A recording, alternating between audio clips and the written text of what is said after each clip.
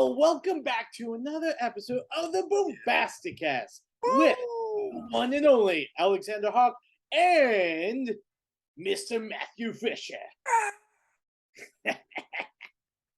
But anyway, we're extremely happy that today we get to interview a very controversial filmmaker, a filmmaker that people have given crap to for many, many years, which both of us think that he does not deserve, Agreed. and that would be Mr. Uwe Boll.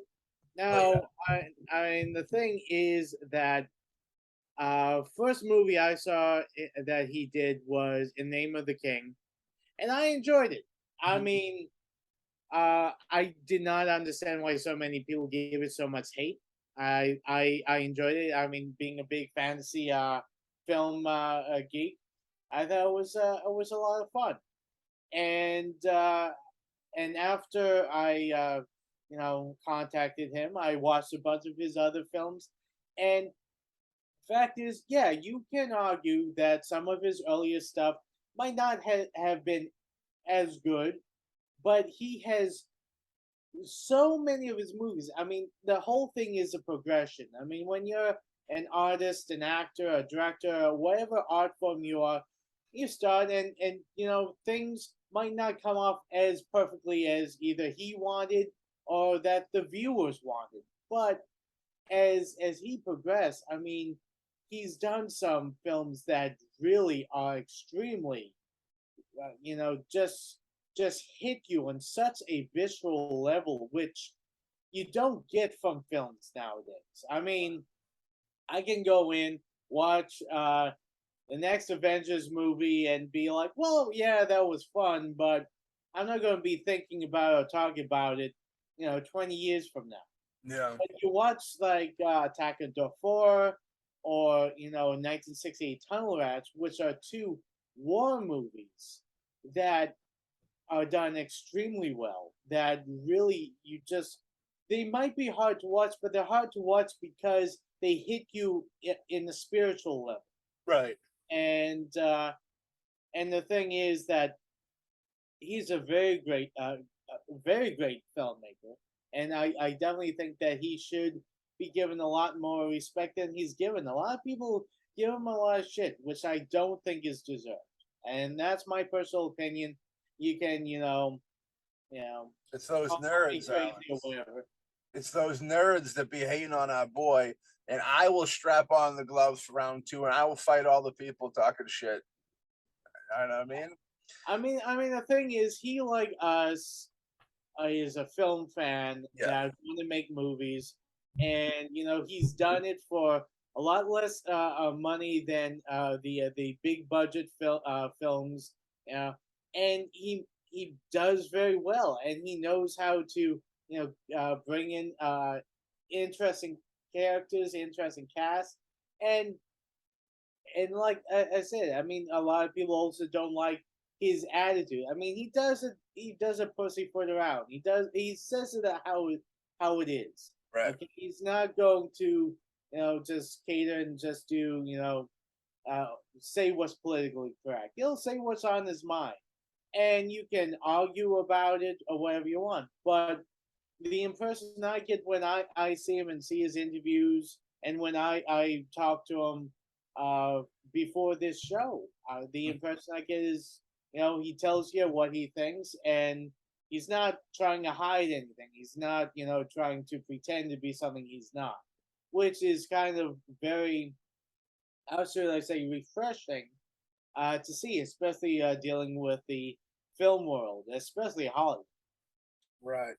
And I mean, he's an underdog for sure. He's made these multi-million-dollar movies, but he's a dude that he has that real independent way of thinking where he finds the money himself, which I got to give him kudos for. He goes out there, he makes the film, and then he goes out there himself and tries to sell it to these bigger distribution companies. You know what I mean? For sure. And to go into the people's opinion, that's great art. When you think of great art, you know what I mean? You got you know, great art is a situation where you could have two people approach that art and look at it, and one person could fucking hate it, and one person can love it. And that's a sign of great art if you can pull that out of somebody. Because at the end of the day, dude, it's all what you're making people feel. Making people feel something, whether it's hate or love, is a beautiful thing, because the majority of films you'll watch today, you don't feel anything. Yeah. It's just, okay, it's over. I didn't get anything from it.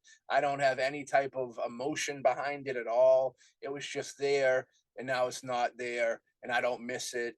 I'm not thinking about it. It's over. At least with Boll's films, you have a stance on it. You really hate it, or you really love it. Join us as we interview the great Uwe Boll and learn about the man, dude. Now you've seen the films, learn about the man. I gotta say, the first movie I saw that you made was actually in Name of the King, Dungeon Siege Tale, and I gotta say, I really liked it. I really liked the style. I loved the all the fantasy elements, and I thought it was a really well put together movie, which unfortunately I don't think got the respect that it deserved. And a lot of people, gave it a lot of bad reviews, but I was like, I didn't see why, because I mean it was a fun, a fun, energetic, and I'm a huge fantasy film buff, and it's the kind of, if I was making a fantasy film movie, it would have been something like that. And and I gotta say, I really appreciated, that film. So how was it to get things together to make that film? Yeah, I think so. What was in the Name of the King? There are some problems to it, and some, I think, things they worked out okay. We had script writers first. They put something together, and I didn't like that.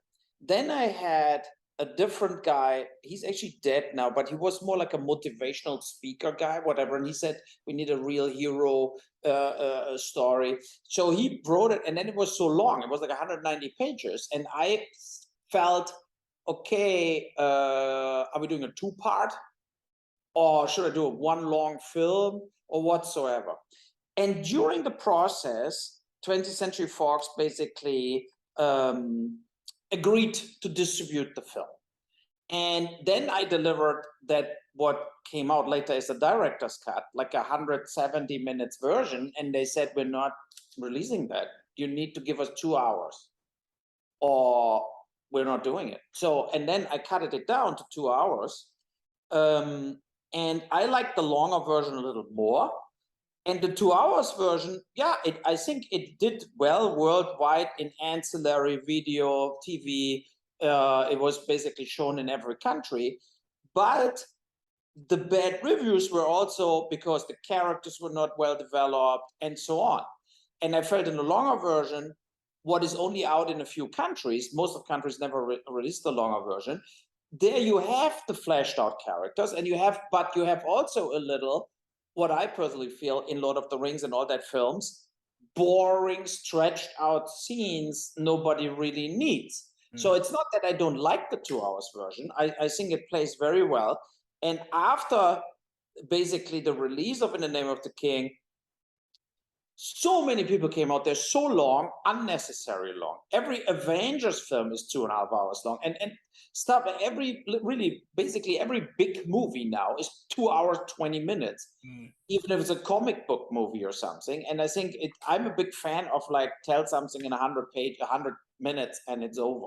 So, but with this specific film, it's the longest film in my career, like lengthwise. And I felt it needs this kind of little Lord of the Rings feeling, but it should be still an action film with Jason Statham and so on, a lot of moving. So I have to say also, like, a lot of people later contacted me when they finally watched it, mostly in TV, and said, I loved that film. That was totally entertaining. And but the reviewers compared it to Lord of the Rings. And then they say it sucked in comparison to Lord of the Rings, right? And I always said, yeah, but compare it to the Golden Compass, I think I have the better movie. But the Golden Compass got only half of the bad reviews what we got. Yeah. So they got like, because of House of the Dead, when we're moving backwards, because of House of the Dead, Alone in the Dark, I was so tainted at that point at the reviewers that they only, whatever I did, they just wanted to destroy it. Mm. Yeah. Yeah, it's a tough deal, you know what I mean, for sure. The with the critics and stuff, where do you like, it's almost like they came to a turning point where they decided they're not going to be fans, and then they've just, from that point on, they were kind of difficult with you, you know. Do you remember the exact like turning point with that, or like you know, when that really kind of came into play, where you had to worry about like the fact that, and you know, everybody goes, oh, just critics, you don't got to worry about them, but you do kind of got to worry about them when other people go to them for advice on films and such, you know what I mean? Yeah, it was on Alone in the Dark. Yeah. That was the film. House of the Dead did good business, was campy, was gory, and it was a little mixed up. And Alone in the Dark was like the downfall. Basically, they totally trashed it and said it was a piece of shit, whatever. And then they hated me. So whatever then happened, like BloodRayne, it didn't get any credit, like credit, you know, where you could say, okay, you know what, BloodRayne is totally different as Alone in the Dark, and In the Name of the King is totally different as Alone in the Dark and BloodRayne. Yeah. So, but they were not willing to judge the films individual anymore. They were just, oh, it's an Uwe Boll film, boom. You know, it was like whatever happened, it got trashed. And I felt that the absurd thing with the raspberries, when I got the raspberry for my life achievement, whatever, was for Postal, what I think is a sensational film. I love Postal. Right? And then you get nominated. That showed to me they never watched Postal. It was just like the amalgamation of Ball films in the video game base. We have to give the guy the life achievement award, and not even watching Postal. When I do like podcasts or talk to reviewers now, like years and years later, most of them agree that Postal is actually maybe the best video game based movie ever made. I think you know, because it's so adequate to the chaotic anarchistic game as you can do it, you know. And I think also what didn't help me at that point was that all the really shitty, even more expensive video game based films like World of Warcraft or Prince of Persia were at that point not existing. Yeah. Right. And so I couldn't compare it to them and say, look, they spent triple of what I spent on In the Name of the King, and I have bigger cast and a better film. So for what they're spending all that money. So, and that is the thing. It's like that came too late. It came too late, and then people were like focused on their opinion and continue with that opinion. And I mean, you are watching films like me. I'm a film freak. I watch everything. And I think there are a lot of reversed director careers where you have people that did one or two good films in the beginning, and then they basically totally flatted out and made only crap. And they're still getting celebrated as the total geniuses. And you watch the film yourself and you think, what the fuck, this guy like Terrence Malick or whatever, where you think like, what the fuck is wrong? It's just scheiße, it's total bullshit what that guy filmed for like the last 10, 12 years. Sure. And before The Thin Red Line, Badlands, whatever, he did good films, you know, but this guy's getting like the pass on whatever they shoot, and nobody rips them to or Paul Thomas Anderson. You know, There Will Be Blood, Boogie Nights, masterpieces. You know, and then you have like The Master or whatever. Like some movies that were so bad, like The Phantom Menace that was Daniel Day-Lewis, horrible. You know, and you think like, but they never got. They even got Oscar nominations for that films. Where a normal viewer looks at this and say, no, it's total crap. If I would did The Phantom Thread or whatever the film was with Daniel Day-Lewis, They would completely demolish that film into the ground. And in my case, I started on the wrong foot, and I could do whatever I wanted. I never got the credit back. You know, I agree with you wholeheartedly on that. And Paul Thomas Anderson is like a really good example of that, because you got like Boogie Nights, you've got Hard Eight, you've got, you know, There Will Be Blood. I like The Master, but after The Master, like that incoherent Vice movie was no good. Phantom Thread was no good. And even the Licorice Pizza movie that everybody is loving, I watched it the other day and I'm like, it's very disappointing how far he fell, but they'll always show him respect. You know what I mean? It's it's definitely a weird vibe for sure. Yeah, I mean, it's kind of like, it kind of reminds me back in school, where you have someone who, like, in the beginning, you know, gets all A's and all that, and then, you know, afterwards they throw in shit work and not working, and then, but they're still getting the accolades, they're still getting the grades, and then you have someone who, you know, didn't do such great at the beginning, and then even though he's getting better and he's doing better stuff, then, you know, the guy who used to get A's, he's not given the respect that he deserves for, you know, trying to improve himself and be better. I mean, the thing is that I think it's more of a journey for, like, actors, for directors and all that, and for artists in general. It's all the journey that you can start off and maybe something isn't as good as you want or hoped, but when you go down, you know, years down the line, that, you know, you learn from your mistakes and you improve upon it. I mean, I've seen a lot of your stuff, like 1968 Tunnel Rats. I love that movie. I think it's one of the best war movies I've seen, that really kind of just encapsulates the, you know, the meaningless of war, in my opinion. No, I 100% agree, and I think over the years I did 34 films, and I'm still self-critical. I know where flaws were, where things didn't work out, where the pressure was different, where you had to shoot even if the script was not finished. Stuff like this is also what people, they dig a little filmmaking, they know that there's sometimes stuff what is not transparent to the audience, what forces you to do stuff, because otherwise the project falls apart. Yeah. You know, where you say, where the actor says, I can do it, but we have to start shooting in 3 weeks, and you know, and you have financiers, they say you need to do that this year, otherwise I'm not backing you. And so, and then you run after time, and you prep too fast, and you and the stuff is not full developed. And I see that mistakes, but that is the film industry. And not everybody is like Steven Spielberg, right? The way you can do whatever the fuck you want, Right.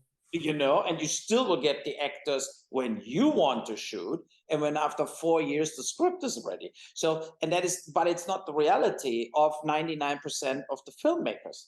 Yeah. It's things falling apart, or you have things like, say, look, we need to do this, we have a slot for that film, but only if you're quick, whatever. And that is, I think that is stuff what the normal audience don't know, but what also a lot of reviewers don't know, and where they also don't care. But I think the school stuff, what you said, was the best example, because let's say you have a guy who's doing only A's, right? If he really goes on a D level, the teacher thinks he is wrong. So he gives him a B minus for a D work. But the guy who had a C to start with will never get the A. Yeah. You know, no matter what you would do, they say, look, I judged that guy. I said he's not so good. I've wrote it in 2 reviews. I cannot say I was in total error with Tunnel Rats, you know, or Sold on Wall Street or Rampage, you know, to say, look, I was actually wrong. That thing is good. And I had only in US with Art Edinger. He had like a horror magazine from New York. He wrote, I think that was during Postal or whatever, a big article about me. And he wrote like, he is one of the totally misjudged directors of all time. He wrote, you barely had it, that somebody got so much hate, but half of his movies are extremely good and important. And in Germany, I had a situation in the bigger newspaper, The Welt, what would be like the Washington Post, whatever, like this kind of size in Germany, where a guy called me, also unusual because in Germany I got bashed the whole time too. And then the guy called me and said during the lockdown, he watched all 33 at that point Boll films. And I asked him like, you're kidding, right? I said like, you're totally like lying to me, you know? And he said, no. He said, I watched all the Boll films from German Fright Movie on. And I want to write a whole page in that newspaper about you. And he was a very, let's say, the article was very, let's say, realistic. He hated Alone in the Dark. He hated BloodRayne as an example, right? But he said Rampage 1 is for him one of the best films he watched at all. He said it's in his top 10 of all times because nobody ever did a movie like this. Right. It was so ruthless, so sarcastic, so brutal.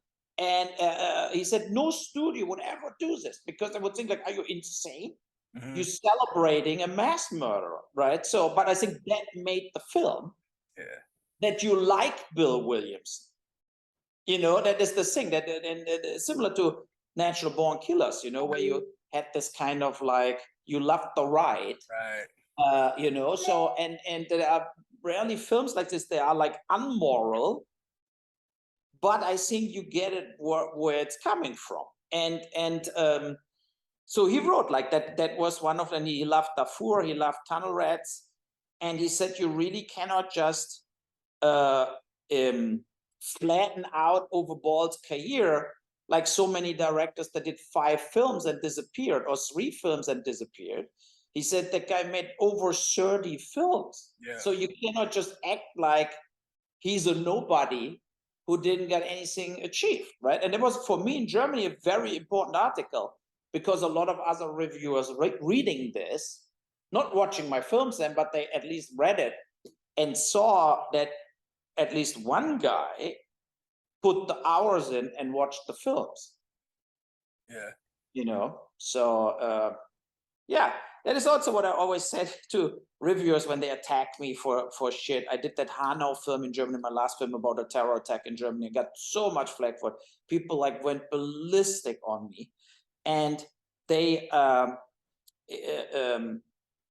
I said also like, you Google me, you saw I got the raspberry. Now you think I cannot make a film about a terror attack in Germany. Like in Hanau in Germany, a guy shot 9 migrants and then himself and the mother.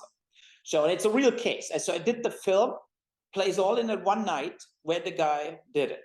And similar to the Breivik guy in Norway, whatever, he put out a YouTube video before and said like, we have to kill the Muslims. Like he flipped, like he was a real like hardcore Nazi guy. Yeah. So, and I show what happened in that night. And then I got totally criticized from all the migrant, the families, the mayor of Hanau, and all the press that I gave basically a shit about the victims and put the perpetrator in the middle of my film. And I said, yeah, but that is what is the interesting part. I mean, I don't do a documentary, I did a feature film. And in a feature film, you cannot have the guy who's standing at the kiosk and gets shot in the head being the lead. Maybe you can do, but I'm not. Right. And I said, if you would watch my films, I don't know another director who digged deeper into amok runs as me. I did it in Heart of America. I did it in Run Amok, my third film, what I did in Germany. I did it in Rampage in all 3 parts. I did it in The Assault on Wall Street. It's a subject matter I'm fascinated by, why people snap. And I said, without the manifesto from the guy, I would never did the film, because then I would have no information. But the guy wrote 30 pages and uploaded them and did various videos he uploaded. And I said, that made for me the film to have an actor playing it then, you know, because that makes you understand as an audience why people do this, and shocks you. It shocks you, like when you have like that domino stone who falls. Right. And then people go for it. And you have it in US every 4 weeks. Yeah. You know? I think that's a big, I think, you know, I think you're controversial in a good way. You know what I mean? The way that like older filmmakers would make movies that would make you think, and they would give you feelings, and you'd be like, wow, they're really doing something with this film. I wonder if it leans into that direction where humanity always hates to see itself being ugly. You know what I mean? So when you're kind of showing them that, I wonder if they take umbrage with the fact that you're showing them how ugly humanity is. You know what I mean? Yeah. And there was another issue with the families. So the families were basically bashing me, the survivors and whatever. And then the press jumped right on it, like the woke culture people, right? How could Boll make a film where the families of the victims are not happy with? And I said, look, we have to stay here with the truth. The truth is that the families sued the government for the massacre and won money.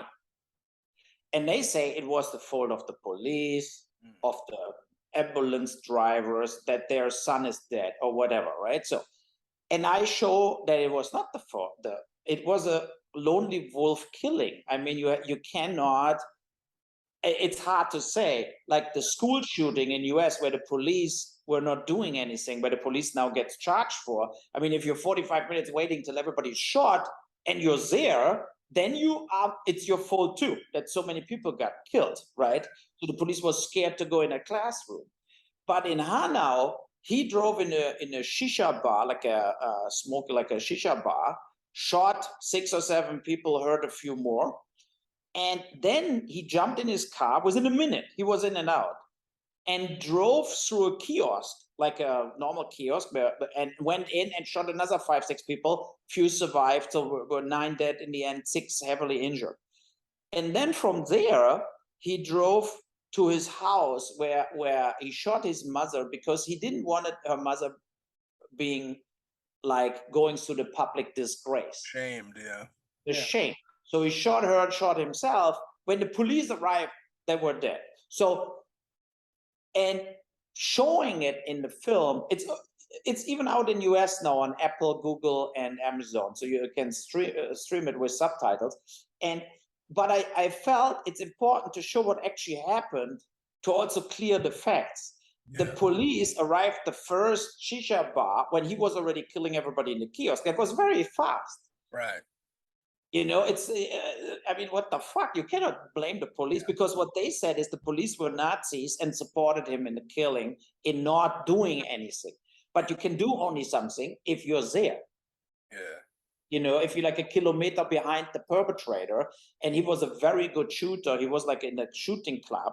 So, and he was not standing 10 minutes in the kiosk. He walked in, shot, everybody was running around, and went out. So, and they hated me for it, that I showed actually what actually happened, you know. And I said, of course, in interviews, I said, I think the police was in a way overwhelmed, helpless, and not fast enough. But you cannot say that it's the police fault, or the police was with him doing all the stuff, you know. So, but I mean, you know, it's what you said. It's like whatever I do, they find an angle to bash me for it. But there are a lot of people that appreciate also what I'm doing. Right. You know, I get a lot of emails saying, you're not doing the bullshit like everybody else, like you do things and you're not giving in. You know, that is a thing also what I did when the families attacked me in public. All the journalists wanted that I apologize to them. I said, there's nothing to apologize. I said, like, there are films about real situations from JFK to whatever. Right. You know, and like as a filmmaker, you can do whatever the fuck you want. That was a public event, and if I want to film Littleton again or whatever, it's like it's a public view on something, and you cannot taint yourself with opinions from totally like the victim's families. You have to just go through the material, what actually happened, and the witness statements, and then do it the way it actually happened. It's like it becomes pop culture, unfortunately, and it's kind of everybody's story. You know, like in Heart of America, I know was heavily influenced by Columbine. Yeah. And even in the Columbine days, like I remember that there was that whole hold off of the police too, where like they didn't go in the school for like a day or whatever, and there was like I feel there was a kid that was shot like on the grounds outside, and the way that the family found out that their kid was dead by a helicopter shot showing their kid dead on the ground, you know what I mean? So there was a lot of outrage over that. But yeah, it's like you don't really know what you're getting into. So it's like, are you gonna run into open fire? No one's gonna run into open fire, you know what I mean? Yeah. No, but that was the thing what I felt about the, what was it, Uwe or whatever, like the last killing where the police didn't went in the classroom. Yeah. So if you know there's a guy who has like 19 hostages in the classroom, and you cannot look into the classroom. So basically, you have to blow the door off and go in with shields, you know, and you have like little holes in the shield where you can shoot through. First of all, if I would be the police commander, I would think also, that will cost half of that kid's life. I mean, I would assume the guy would just randomly fire into the crowd, and before you take him out, he had a machine gun, right? So he had an automatic weapon. So I mean, if you have like 20 kids sitting in a corner, so I would be very scared too. I don't think the police was, I think the police was too scared to go in, that it's right that they fire them. But at the same time, it was from the beginning on not necessarily successful to kick the door in and hope for the best. Yeah. You know, I mean, if you could put a gas in that everybody's knocked out, including the kids, that would be the safest way, for example. You know, like that when everybody's falling apart and like whatever, and he's out too, and then you can arrest him. That would be the best, but I don't think they had that. They didn't have that opportunity. And also, if you put gas in a room, of course you have the problem that he's still having a minute before he starts sleeping to shoot everybody. You know, like you can say, "Oh, fuck us," you know. So, and that is the thing where when you go through, that is also what I always liked in a lot of films I did. It's like doing something logical is a lot of times it's a big advantage to redo a situation for real, as to just write an article about a massacre or to report in TV about a massacre or making a documentary about it. If you physically recreate the situation, it brings, I think, more, you know. So it actually, the police should actually do that a lot of times, because then when you actually have it like with actors redoing, reacting, you feel there's something off, where you feel like that cannot happen this way, that is totally absurd what's going on here. I had that various times when I did films. I did a film, my second film was Barschel, Murder in Geneva. What was a prime minister in Germany, from a part of Germany, he was found dead in a hotel room in Geneva in Switzerland. And he was in the bathtub, completely dressed. He had a towel on his hand and slept. Like he was basically in a sleeping position in the bathtub, dead. And he had an overdoses of drugs. So, but then, and I did the film about it. There were a lot of documentaries about it because whole Germany talked about it, but I did a film with actors and I showed 3 different versions based on the facts. And I came to the conclusion that it was murder, what his family said, because of a few things. He ordered a bottle of wine to his room. They said that the people in the hotel said there was nobody in his room. And there was no guests in his room. So, but he ordered a bottle with 2 glasses to his room. The wine bottle was empty in his garbage with 1 glass broken. but he had no alcohol in his blood. And was a hotel where you had air conditioning, but you couldn't open the window. So you could not throw any evidence out of the window. Then when they checked him out, he had so much drugs already in his system that the drugs he had additional in his belly, he couldn't took himself because he had so much in his blood already on drugs, he was out. And he definitely don't arrange to be full dressed in a suit in a nice bathtub, laying there like he's relaxing in the bathtub. I mean, what the fuck? You know, and I said, like, when you rebuild it, and he had a big, like a hematome on the back of the head, like somebody knocked him out from behind with a heavy thing. And so we went to Geneva. We went in the same hotel room. We looked it all up. And then we found out also that there were other rooms. There were people booked in, but the identity nobody could clear up. You know, so, and then a year later, everybody thought we were total crazy idiots doing that film, right? And a year later, it turned out he was involved in weapon deals. So he was a dirty politician, but his career went down the drain for some totally different reason. But he was a security risk now because of the weapon deals he did.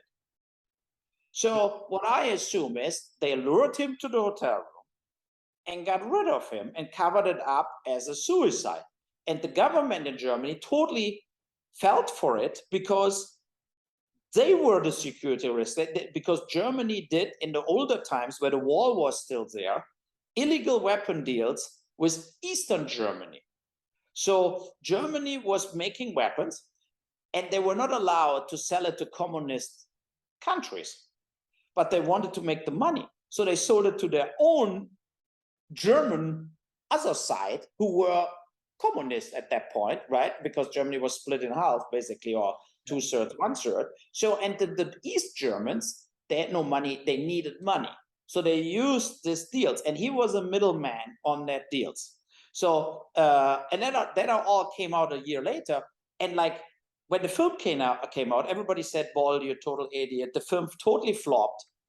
And 2 years later, when the film ran in TV, I said, like, what do you say now? Like, I was full of shit? Or was it like not that we, in recreating the death, proved that he couldn't did it alone? So your whole bullshit, like he killed himself in the bathtub, was impossible. Yeah. It was just impossible. So somebody had to give him the drugs. Somebody had to hit him in the head. So, you know, and I said he had no alcohol in his fucking blood, but the bottle of wine was empty. So how's this working out? I mean, it's impossible. Right. You know, so, you know, and that is the thing. It's like a lot of things are not the way people think first. And that is the same with the reviewers. I think a lot of films are prejudged and they change over time. Yeah. You know, I have that with a lot of my favorite films too, where I love Jaws, right? So I think Jaws is one of the best films ever made. Sure. And in the beginning, it was just a spectacle with a shark. Yeah. You know, but I think it's so much more, and it's a film at his best. Like even if it was so primitive done with the shark, it worked way better as any CGI shit I ever saw after. Yeah. You know, so yeah. I wonder, I'm waiting for the Bob Saget documentary because the whole deal with him, dude, fucking, it was natural causes or something, but it looked like somebody hit him in the head with a bat or something like that. There'll be like a story of that later in life. That was a crazy thing. But with Spielberg, the thing with Spielberg is if you look at his filmography, he's got films that bombed that they just don't talk about. You know what I mean? And I think it goes into like a weird high school thing. It's almost like, to go back to the Hollywood being high school thing, it's like, the teacher might go, oh, I'm going to give this movie a D, or I'm going to give this movie a B. And I think the principal and coach step into the picture, AKA the studios, and be like, nah, you need to give him a better review. You know what I mean? That's like our money-making man. You need to tell everybody that his movie's great, even if it isn't, you know? So it's like that weird politics in Hollywood is horrible. It's like, the politics in Hollywood, there really shouldn't be politics. You know, they're trying to kind of kill off the art form of it. You know what I mean? And make it more cookie cutter, safe films, which is unfortunate. You know what I mean? Yeah, and also I think, for example, for me, I'm so happy that Quentin Tarantino exists, right? So it's like this kind of like, it's not that I think Tarantino is the greatest guy ever as a person. I think he's a kind of an asshole, right? So I heard people are working with him and he's full of himself, whatever. But as a filmmaker, he is not bought and deliver things he doesn't want to deliver. Right. He's like, in a way, very stick with his plan, and comes across with films that are just different. And that is why I love that Quentin Tarantino exists and that he doesn't start making Netflix series or something, right? So, and with Spielberg, I think that he, after Schindler's List, he basically was all like a studio chef. For sure. You know, he's doing the Jurassic Park animation show, whatever. Like, but as a director, Schindler's List was this kind of like the last hooray. Mm-hmm. And then it was like, it didn't matter anymore. It's like money making and just concentrating on making money and making big films or films that nobody gives a shit about, whatever. But he did before, like starting with Duel, you know, he did before amazing films. And E.T. So he did a lot of films I love. And I love Jaws like the most from his films. But of course, Schindler's List was an absolute masterpiece. And so I give him his credit. And I'm happy that the Martin Scorsese, like that this kind of people exist still. Of course. Because otherwise you wouldn't have any personalities anymore. I mean, nobody gives a shit who directs The Gray Man. Right. On Netflix or something. I mean, it's just like all that Avengers directors or whatever, I think they are just fulfilling, like, it's like a computer programmer. You know, it's just kind of like that. I don't think that it's directing anymore in a way. I've heard it equate to like fast food, like bubblegum music, bubblegum movies. It's fast food where like you can go out and eat McDonald's and then you're going to feel like shit. And just, you know what I mean? But you can go eat a real meal, you know what I mean? And you feel like a real film, watch a real film, you actually get something from it. Whereas in like this fast food films, it's just all this flash and all that. And then it's over at the end of it. You're like, I mean, it was 2.5 hours, but I mean, and you know, I didn't really get anything of it. You know what I mean?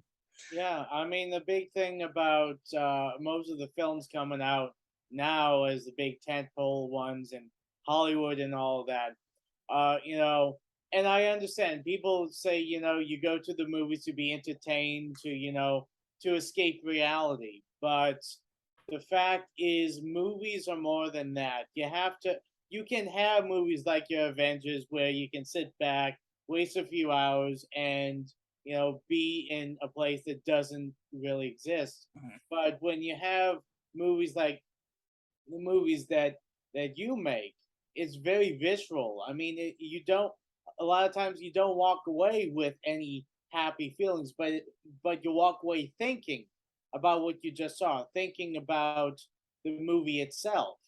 And I mean, you can say the same thing about like Taxi Driver and a lot of the other, you know, classic films that, I mean, I can see still, let's say 80 years from now, people still be talking about Taxi Driver, but I doubt they'll be talking about the latest Avengers movie. Right. They're not even talking about it anymore. Yeah, because you need to you got to have the meat and the potatoes and also the fast food. And you got to, you know, push the envelope and try new and different things to really get people to think and talk about issues. Yeah. And you know, I feel also as a film geek in a way that the Oscar winning movies or whatever, they are like not even half of the quality of the films of the 80s. Right. It's just like there are films for Oscars nominated where you watch them and you think like, who gives a shit? Right. You watch whatever, you know, like a Minari or whatever the films like won even, and you think, okay, compares that to Dances with Wolves. Or so, you know, where you had the feeling like you watch a real epic again, like an old John Ford or William Wilder film, but 30, 40 years later. And, you know, and you felt the heart in it and everything.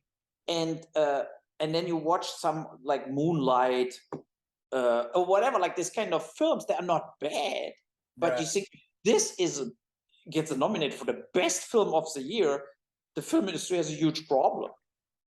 And you think of what the fuck, you know? And I think also, like, take Assault on Wall Street as an example. I think if Matt Damon would play the Dominic Purcell part, it would be a smash hit, and it would get nominated for an Oscar. Because it was the only really furious film about revenge after the 2008 disaster, where thousands of people killed themselves, losing all their money in a real estate crisis, right? And the banks got bailed out and even richer. And the people lost everything they had. And I was surprised that I'm still happy even with Dominic Purcell, but if it would get a bigger star, everybody would talk about that film because it was 10 times better as Wall Street Part 2. For example, what sucked, you know, so in comparison to Wall Street 1, what was a masterpiece, you know.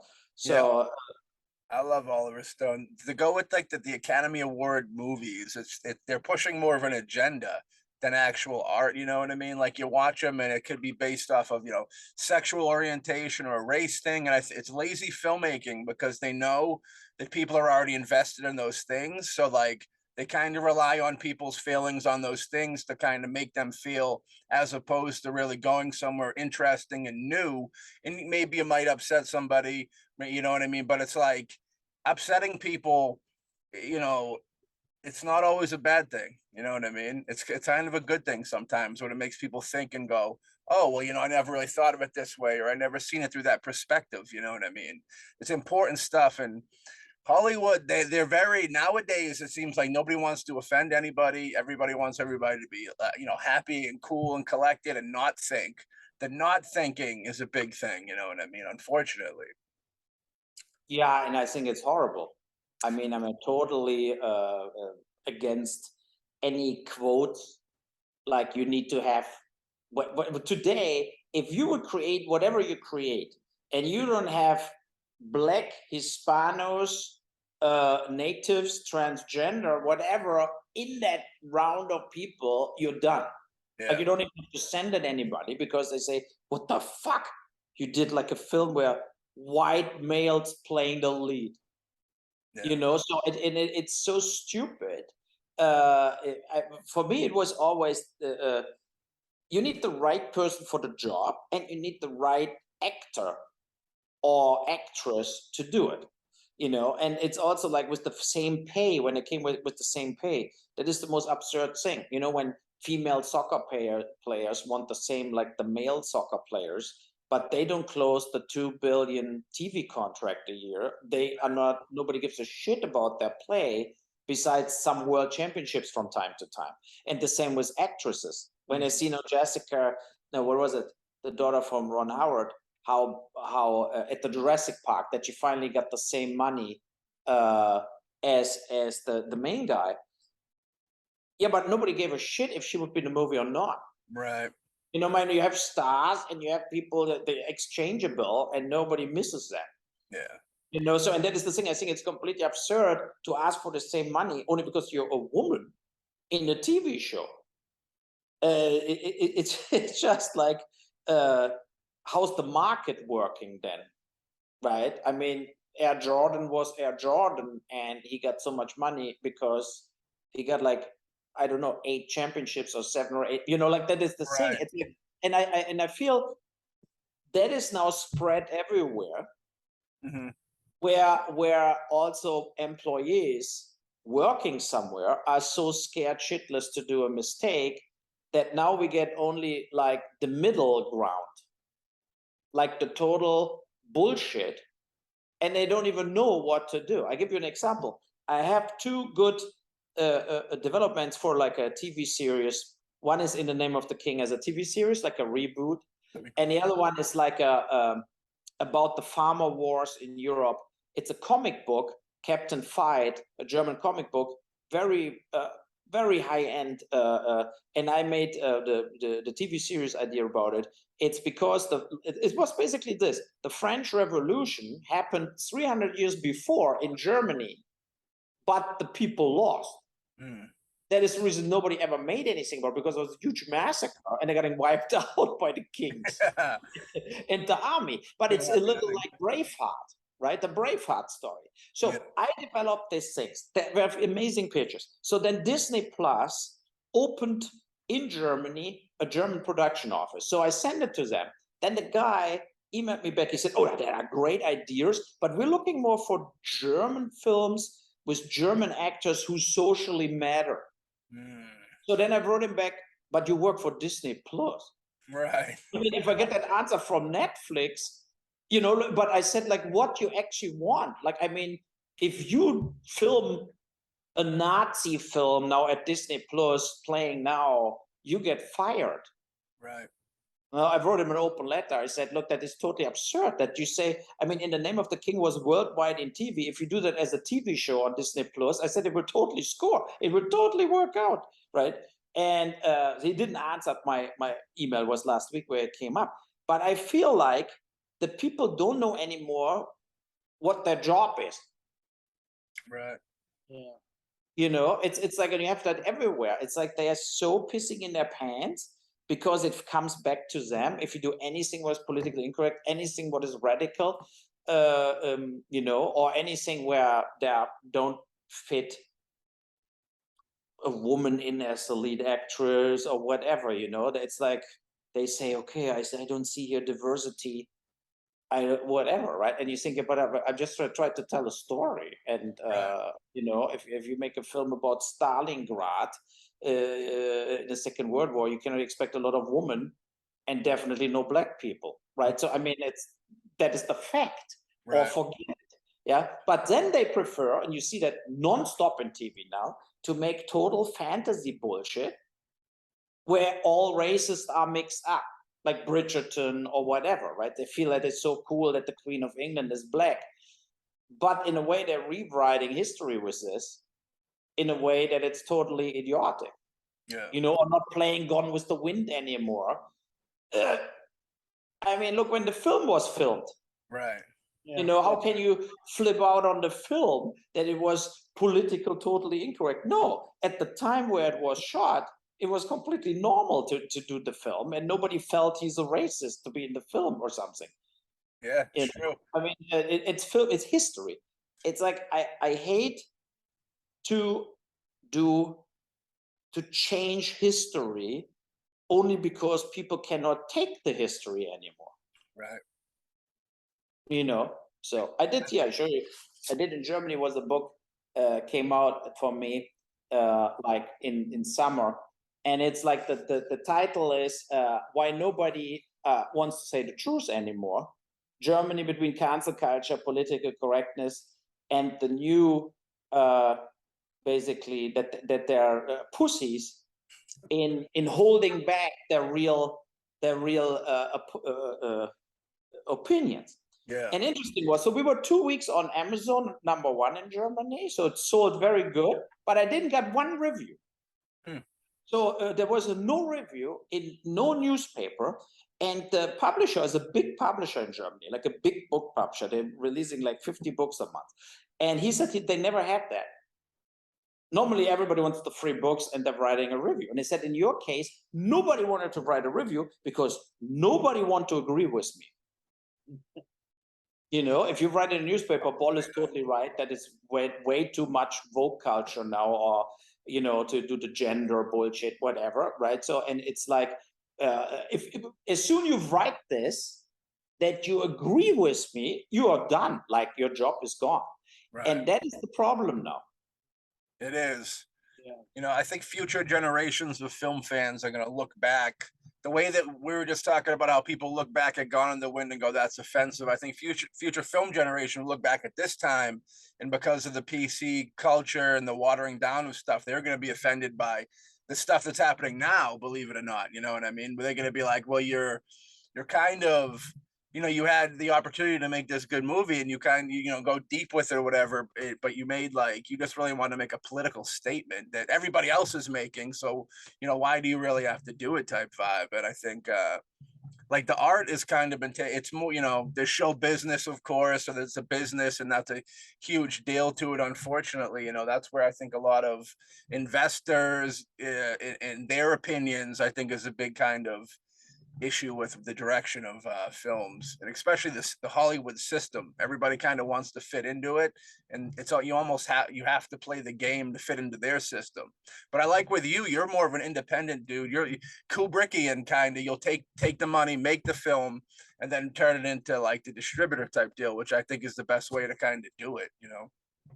Yeah, look, when you have, I'm very sad about people like Seth Rogen or Jonah Hill, whatever, and they are now ashamed of Superbad or something. Right. And you say, like, are you insane? Right. You both would be nothing without that offensive movies in the beginning of your career. And I mean, they would be unknown actors now, right? Or unknown actor. And I think that it's a shame. They should totally double down on it. I'm totally proud of Postal. Oh, for sure. It was like gave shit to everybody, to every religion, every skin color, whatever. Postal gave a shit to everything, and that is what I'm proud of. To say, like, who gives a fuck? And that is the thing. But this behavior there from Seth Rogen or whatever, I think is dead wrong, because I 100% believe that he lies. Yeah, for sure. You know, that he personally think it's still super funny. Mm-hmm. Right? But he's lying to look better in public. And that is what I hate. You cannot do this. You have to say, no, that is my film. They wrote it also. And, you know, and I love that films. I love Naked Gun and Airplane and all that stuff. And it's a shame that stuff like this doesn't get played anymore. Because you see it, they're not getting played anymore, right? So they're totally like scared to play that shit. And I think there were classics of comedy. And if you laugh about something, you cannot really be a racist. Right. You know, I think you are like, the laughing is individual worldwide. And in good comedy, it has to hurt. And you can make a joke about everything. You know, and I think all their comedies were very like even out with making fun out of any skin color and whatever. They were not racist at all. Right. You know? Yeah, and that's with stand-up comedy the same. When they're getting censored and censored and censored, and then they don't even know what joke they can do without like getting canceled 5 minutes after their appearance. It's ridiculous. Yeah, and with the Seth Rogen thing, I mean, he turned on Franco. Franco had like accusations against him, and I remember he like exiled Franco. Like he's like, don't include me with him. He's a bad dude. And it's a weird vibe, because I almost feel like they both probably indulged in that behavior, and one of them got caught. You know what I mean? So like now, well, I gotta say he's the devil. I can't fuck with him. Yeah, you know, I think Franco had better more choices to get better looking girls too. Yeah. You have to be realistic, right? I mean, if you can pick as a girl, you want to go with James Franco home or with Seth Rogen, you take Franco. So you don't want that laugh during orgasm. But you know, to go back to Postal is probably my favorite film of yours. You know, I remember the first film of yours I ever seen was House of the Dead, which I appreciated a lot. I thought it had some really scary moments. And I remember that 360 shot blew my mind apart, because I remember that was right around the time that I was like getting gung-ho about making films, and seeing that and being like, wow, that's a beautiful shot. Do you remember, was that like a gigantic setup technically for that shot, or how long did that take? That was basically the first and a copy of the Matrix setup from Matrix 1, where you had 360 little cameras rotating around and then filming. And I had a German company, Electrofilm, And I said, we had so much like trouble there, right? So these guys built the cameras and we were shooting night times. And they said, I told them like, so you have to start early in the morning. So when it gets dark, 14 hours later, Yeah. I want to start filming. And they were not done at 2 a.m. And we were like, because the rig was everywhere, so you couldn't film anything from the fighting in front of the house. So I said like, yeah, but it was the camera rig here. So I need to shoot the fucking Matrix shots we scheduled, right? So, and nothing happened. And then at whatever, 2:30 a.m., they did the first shot, and it was the guy with the axe. He did the double flip, like a flip and throwed the axe. And there he was on ropes, of course. So they pulled him backwards into the camera rig. Like 80 cameras fell. And I like, oh my God. I said like, because I know how long it took for them to get the cameras ready. Yeah. So then I yelled at them and said like, you bring the cameras back up. In 10 minutes is the next shot. Like I yelled with them. I said, don't start even the fucking bullshit anymore with like measuring it. I said, put the cameras back up. We want to keep shooting. So, and then at 6 a.m. when 6:30 a.m. the light came back up, it was all over. So we got in as fast we could, that shot. But I like it that you appreciate it, because in the big battle in front of the house were a lot of unbelievable technical effects, not only practical effects and blood effects. We had that turntable where they were on a wood thing and the camera was like driving around them.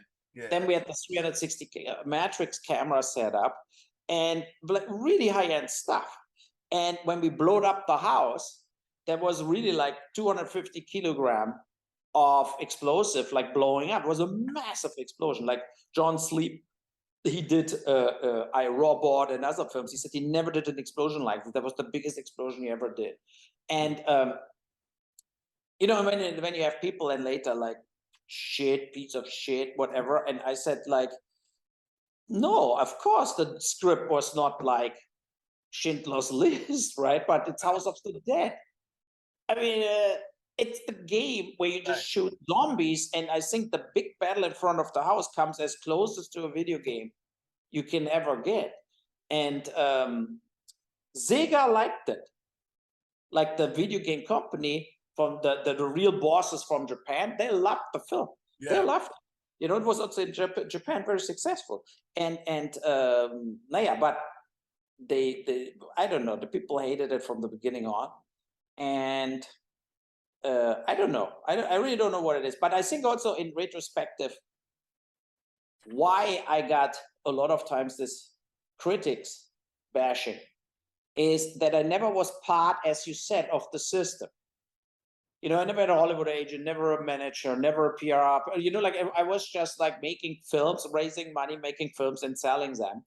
And it looks like that if you're not part of all this kind of, you walk somewhere the red carpet, you live there with them, you know, you go to the power breakfast with an agent or manager. If that never happens with you, I was obscure for them. Like they were like, and at the same time, of course, the agents and managers and all that people, if you're in the system, they protect you. Right. They call the press, the Hollywood Reporter, say, look, that film is not so bad as you think. So when you write the review, you know, like stuff like this. And that call never happened. So they could bash me and bash me and bash me, and there was no repercussions for that. There was no call from any agent or studio giving them shit for bashing somebody. So, and I think that was maybe a mistake for me, that I never went and lived in Hollywood or for a year or something and tried to play the game. But I didn't. I hated Hollywood. Right. You know, the phony people there and all the this kind of fake conversations. And I think the longest I was in Los Angeles was 3 weeks one time. And I was happy to get out of there. It's like, I couldn't handle it. It was like, everybody was so full of shit. Yeah. And superficial. Yeah, you know, it's the mentality. It's also, I think I come from a small town in Germany. It's like when you grow up total normal and you don't have it in you. You know, because when you really look into a lot of actors whatever, Drew Barrymore, whatever. Like, but I tell you, half of the actors had any connections before already with the father, the Ron Howard and Clinton, you know, like whatever. Like there is not a lot of people. They're totally outsiders making it in Hollywood. There are a lot of people. The uncle was the agent from William Morris, and then, you know, like the whole Nicolas Cage, Francis Ford Coppola, whatever. Like, you know, it's all this kind of connected. You know, even like War of Worldcraft, which I think is the worst, you know, video game movie of all time. That's David Bowie's son who directed that. You know what I mean? Well, yeah, I had no clue. He changed. I always say he changed his name, but you know that, you know, David Bowie made the phone calls, and realistically, it's like if you get a good crew behind you, that's kind of a huge part of it. Like I've been on independent sets where the director literally laid on the ground outside while everybody else did the work. You know what I mean? So like it's proof that if you hire the right DP, ADs, you know what I mean, they could pretty much direct the film for you. Like I'm not with that, but like if somebody was to come into it from maybe a family thing, they know they just really have to show up, and the good people around them will kind of make the film. You know what I mean? Yeah. No, and you have, when I shot Alone in the Dark, the next studio was X-Men. Like it was like right next door. Yeah. And you heard Halle Berry screaming with Bryan Singer, and Bryan Singer was never there. Because he, like I think Bryan Singer, I mean, he started his career unbelievable strong. Right.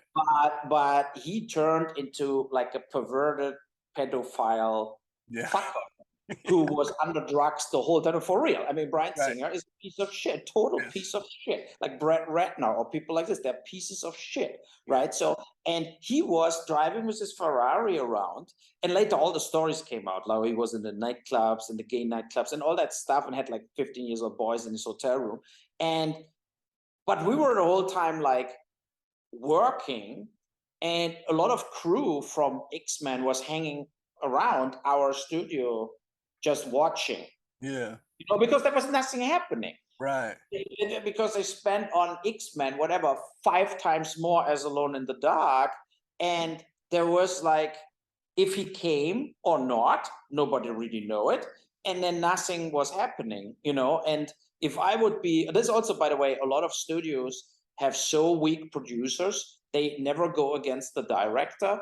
You know, but if I'm the producer of X-Men was Warner. Yeah. Yeah. You know, I would fire that guy. I would say like, no, you don't have to come at all anymore. You're a fucking idiot. And your AD is now directing the film, you know? And then of course I would get fired from Warner Brothers. Right. You know, he would call his agent, whatever. But I think in earlier years where whatever, a Jack Warner run the studio himself, or, you know, all that people, Blue Dawn, whatever, you know, like the people that were real entrepreneurs, they would said, I back up Boll 100%. Mm-hmm. You know, when you say like this guy gets like millions of dollars to do his job and comes every day 7 hours too late to set, so I looked for a week and I fired him. And they would back me up. But today you would be gone. Right. And Bryan Singer would continue with the bullshit he did, goes 40 million over budget, and nobody gives a shit. Right. It's not their money. Yeah. I mean, his last film, I don't think he even finished, but he still got credit for the whole thing. You know what I mean? I think somebody had to come in and finish it. Yeah. Yeah. I mean, it's just horrible, but also a shame for the studio system that they don't see that they stick with people like this doing over and over the same shit. There are rumors against them, and they only pull the plug if the final write-up in New York Times comes. Bryan Singer accused of whatever, indicted by, you know, and then it's like, okay, it's over, you're out. Right. So, but before, they know it for years. And they give money and money and money, you know, and come to get Kevin Spacey. Everybody knew from Kevin Spacey that he couldn't hold his hand still when that boy was running around like whatever, a guy in his trailer, whatever, right? So, but it never had consequences.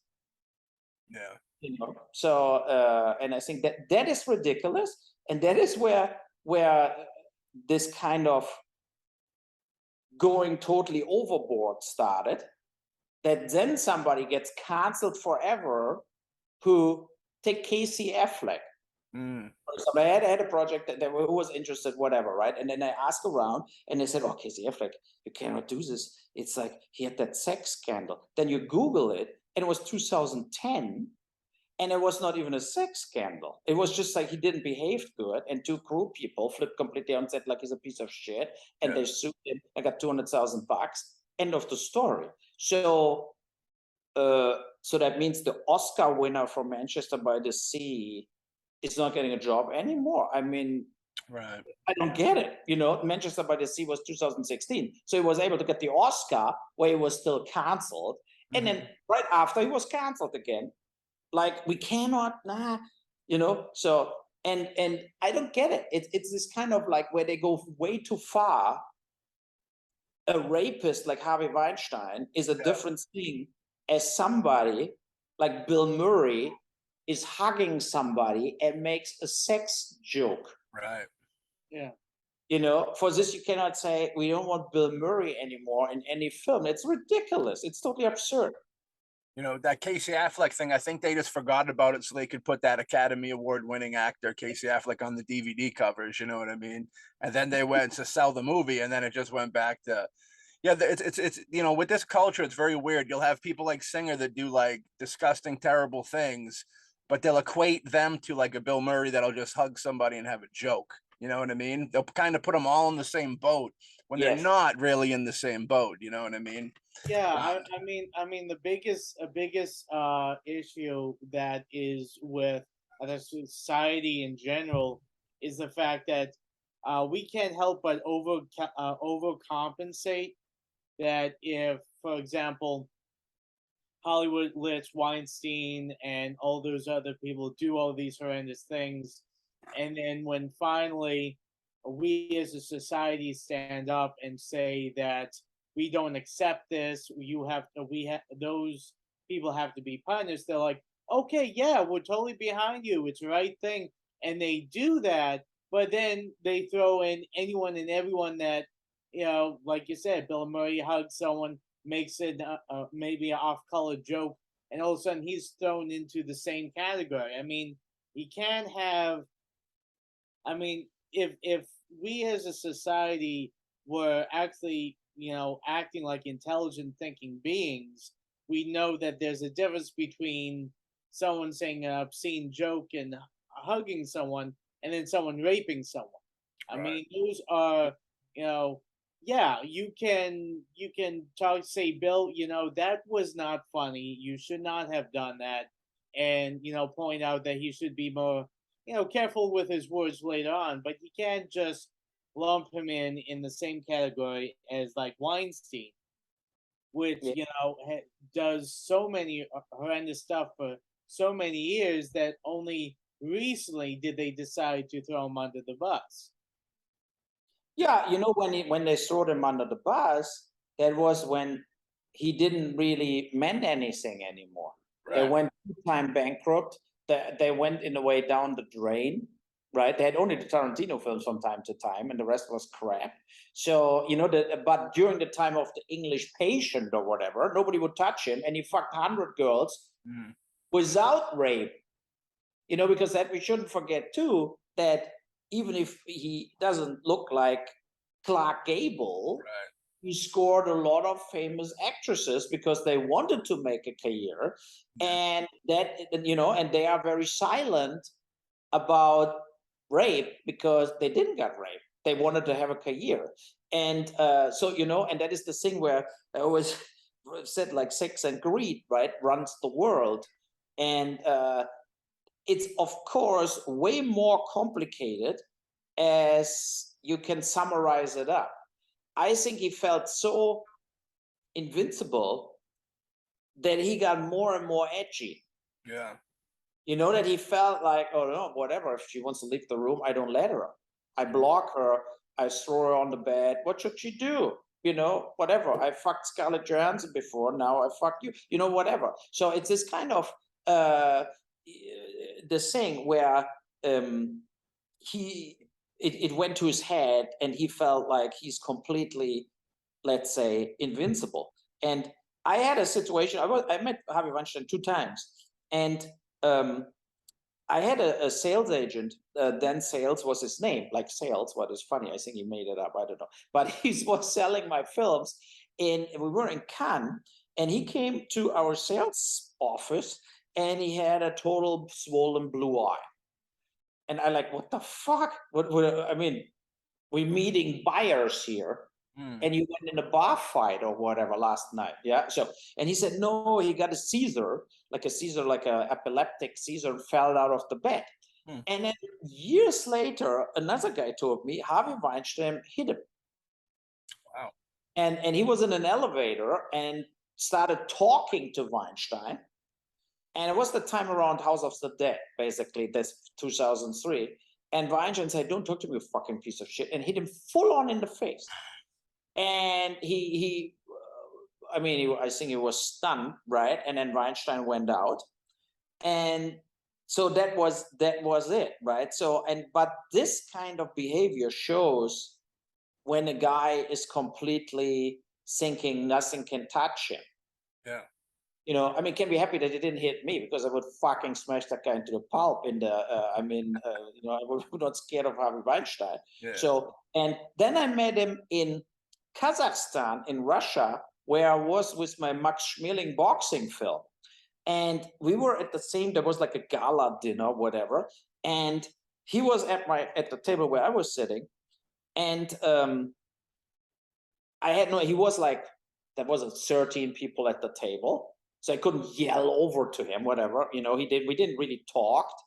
But I was the whole time thinking I should bring the thing up with Dan Sales, you know, but then I bit my tongue basically, and I felt like nobody would understand that here in fucking Russia, you know, so I felt like, I don't do that. Hillary Swank was there, sitting there on the table, and I didn't want it to escalate the situation.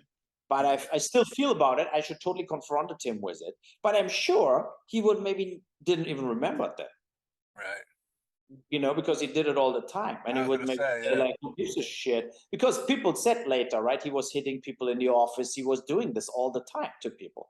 Yeah. So, and it's perverted. Really, really perverted. Do you think some of the other competitor studios kind of played a hand behind the scenes of getting Weinstein taken down? Because Miramax was such a big deal. It housed, you know, Tarantino was there, Rodriguez was there, I think Linklater was there. And when Miramax went down, it's almost like, I think Warner Brothers picked up the Tarantino films, but it's like, I bet they had good negotiation powers over Tarantino at that point, because they're like, well, we're one of the bigger dogs. You can either go with us, or because Harvey was producing all of his movies beforehand. I almost feel like he definitely did bad shit. But I think that when he started to dwindle, I think the industry hopped on him to kind of bury him so they could take Tarantino, take Rodriguez, you know what I mean? Take these, you know what I mean? What do you think about that? No, of course. I think a lot of competitors were very happy about it, but I don't think if they planted evidence or something like this, I think that they escalated up. And but I mean, Warner Brothers is one of the few studios. Look at that; they still do Clint Eastwood films. You know, that guy will be 110 soon, and it's unbelievable. So I think that Warner, a lot of times, I like Warner Brothers in regards of sticking with talent. I like that, yeah. Yeah, you know, and a lot of other studios don't have that at all. You know, where you think like, who's the talent at Disney? I mean, you know, like, I mean, it's just like they are exchangeable. There's the product, is the talent, but the people they do it are not necessarily.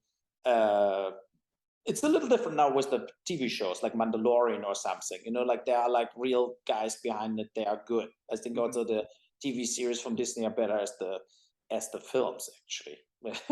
So, and like Obi-Wan or whatever, and I enjoyed that more as the last 5 Star Wars films. Yeah. And but Warner, I like it, and that they are a little keeping that old-fashioned thing. And I like it also that Netflix at least did the Irishman. Yeah. You know, I mean, I think people like Scorsese. How many films he still has in him, right? 2 or 3, maybe. Right. You know, so, and I think they shouldn't do a mistake what they did with Orson Welles or stuff like this. You know, that legends have to fight for their last films. I think it's an insult to the film history. saying Scorsese should do whatever the fuck he wants for the last few years of his life, and they should finance his films. Sure. Yeah, you know, because they one of the few people they do adult films. You know, for adults and not for like teenagers, and I'm happy to see his films, even if the old stuff, of course, was better. But you know, but The Wolf of Wall Street was the last masterpiece he did. I felt like it was a great film. I loved that. Yeah, but Oliver Stone is I loved Oliver Stone. Me too. Right? But I think he in a way doesn't have it anymore. Yeah. You You know, what do you think? What do you think is more beneficial to a studio? Building a director up as a brand, or getting like a director that makes one big film, buying the film, and then have other people make sequels to it? Because I almost feel like they kind of want to take the power away from the directors moving forward. What do you think about that? I totally agree. Yeah. And it's a very big risk also that they do digital actors, right? With CGI getting bigger. So they just go to Will Smith, say, here, $50 million, we don't need you. But you will be the lead in our film, and you know, you can watch it in the movies, theater. But we will come to that point. Who knows what now Cameron's Avatar will look like? Right. Yeah. You know, I'm not sure what he did the whole time, but if it's James Cameron, you always have to expect that he goes one step further as anybody else ever did, or he would not release Avatar. Right. The second part, right? He would not say, if the Avatar next part is the same like the first one, he will not release it. Yeah. So, and it's the same. Like, I mean, James Cameron, I love James Cameron, right? So, I mean, it's crazy, but he's one of the real innovators of film. Yes. And you know, of course, Terminator 2 were like, for me, Terminator 2 was maybe his biggest masterpiece for me, you know, and Titanic was a film you watch in the movie theater and you think, wow, but you don't want to watch it again. It's like, it was for me, like, you know, like when it ever played in TV, I said, fuck it, forget. I cannot watch because it's cheesy, right? So, but in the movie theaters, it was like with Avatar, I went in the first weekend, put the 3D thing on, and was sitting there and was saying, like, I never fucking saw something before in my life, like that quality. That was unbelievable, you know. But when it comes later in TV, I was the same. Like, nah, forget. You know, so story-wise, they were not the best movies ever. You know, so but we're coming in a, and we are already in a phase of cinema where lawyers and algorithm deciding what's happening. Yeah. You know, and it's not anymore, and they are, but I think they are wrong.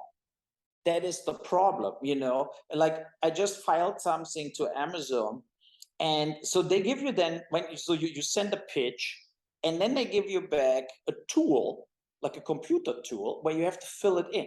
So it has to fit, like your pitch has to fill in the tool or forget it. So now you fill out every single thing, and I'm sure not humans spitting out if they should do that show. Yeah. There is then everything in whatever made money, all the box offices or whatever of all the films ever made, you know, all the ratings, all the clicks, and then it spits out consider or like forget it or whatever, you know. And I think that is always the beginning of the end, you know, like where you feel like you cannot even, they don't even have anything to say, the people. If the computer says that thing is not working per algorithm, they don't talk with you about the project anymore. They just say, no, forget it. So, you know, it's crazy. And that makes a lot of times films and programs and shows so the same. You know, I have that a lot, like this kind of like, my kids screaming around. So, you know, like it's this kind of like where you have this kind of deja vu, you know, you think like that show I watched before.